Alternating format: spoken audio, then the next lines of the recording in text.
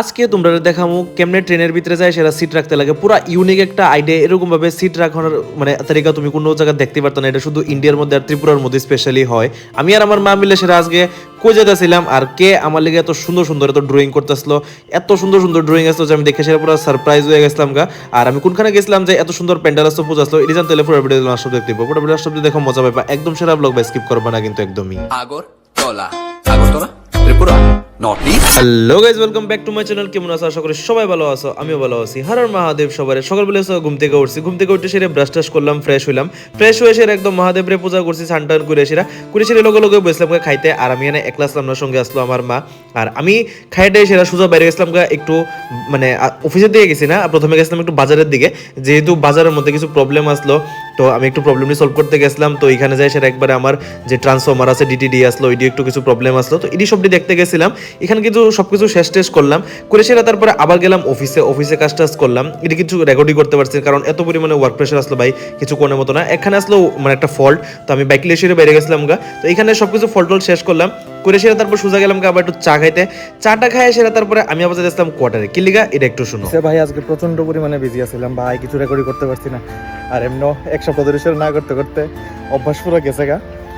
তো বাট কিছু না, এখন আবার আস্তে আস্তে হ্যাবিট দিতেছি। যাই হোক, ব্লগিংয়ের হ্যাবিট তো যাইতো না, বাট স্টিল কাজের প্রেশার ইয়া তো আসছিল যে আমি কিছু করতে পারছি না প্রচণ্ড পরিমাণে। তাও মার্চ মাস এন্ডিং ইয়ার, তো অনেকটা বেশি হেডেক চলতেছে। তো দেখি কত দূর পর্যন্ত যাইতে পারি। আর এক্ষণে বাড়িতে যাবো। আর আজকে হচ্ছে ফ্রাইডে, স্যাটারডে সানডে আবার বন্ধ আছে, ফোর্থ স্যাটারডে আর সানডে। তো চলো বাড়িতে যাই, 2 দিন একটু রেস্ট করি, করে সেটা আবার মানডেতে আইতে হইব। তো চলো এখন পড়তেছি কোয়ার্টারে, কিছু খামু সানটান করুম করে সেটা। যেহেতু মা আছে, এটা তো তোমরা জানোই না কারণ আমি রেকর্ডই করতে পারছি না বা রেকর্ড করছিও না। তো মা আছে, মারা নিয়ে এসে এখন যাবো আবার, এখন না খাইটা এসে তারপর যাবো স্টেশনে যাই, সাথে এখান থেকে যাবো ডাইরেক্ট বাড়িতে অনেকদিন পর। তো চলো যাই সেটা একটু রিল্যাক্স হয়ে ভাই।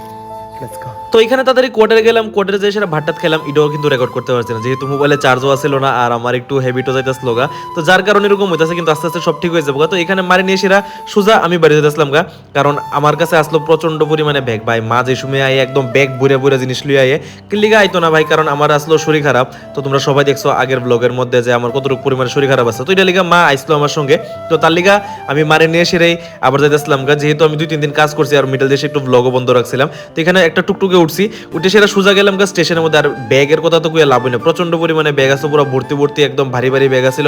এটি নিলাম নিয়ে সেটা বাই as it is as always একদম স্টেশন পুরো খাঁচাখাচ বইরন্য আছিল।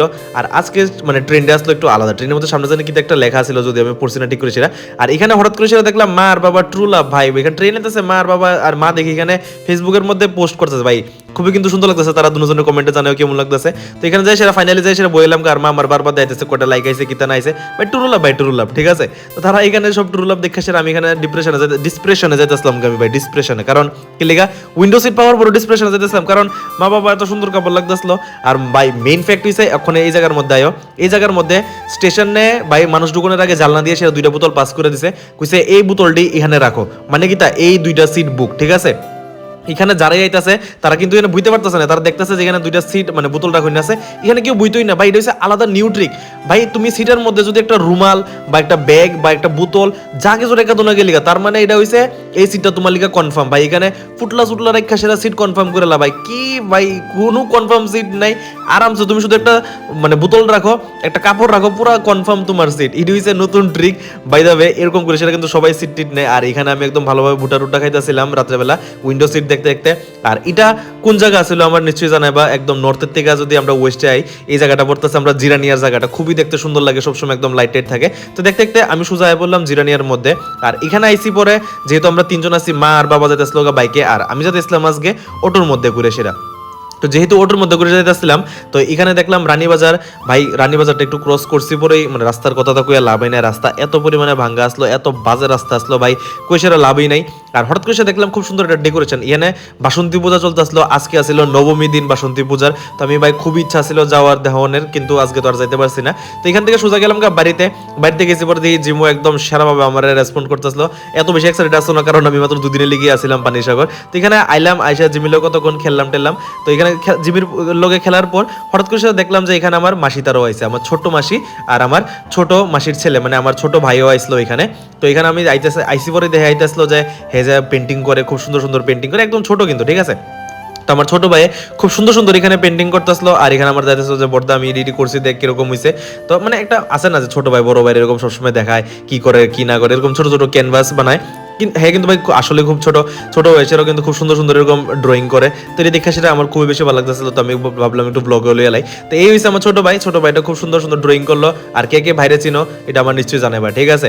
আর এখানে তো ভাই তারও আরো অনেক কিছু ড্রয়িং আসলো, ইডিও দিতেছিল ভাই, খুবই সুন্দর আসলো। তো এটি দেখলাম, দেখা সে তারপরে তার লগে গেলাম ভাত খাইতে, কারণ এটা আসলো আমার দিদার বাড়ি। সবাই কিন্তু জানো এটা আমার দিদার বাড়ি, তো টেকনিক্যালি এটা হেরো দিদার বাড়ি। তো এখানে হেও আইসলো বেড়াইতে, আর আমি তো সবসময় এখানে থাকি হই। তো এখানে ভাত খাইলাম, খাইতে সেরা ইডি আসলো আজকে আমার সারাদিনের ভিডিও। আর তোমরা এরকম ভিডিও অনেকটা দেখতে মজা পাও। যদি এরকম ভিডিও আরো লাগে নিশ্চয়ই লাইক করবা, কমেন্ট করবা, ফলো করবা, আর লেট মি নো যে এরকম ভিডিও আরো লাগবো কিনা। তোমরা কিন্তু আরো ইনফরমেটিভ ভিডিও সামনে, আরো ক্রেজি ভিডিও আইতে থাকবে। তোমরা লোকে দেখতেছে কালকে 6টার সময়। Till that tata bye bye, good night, thanks for watching, good bye.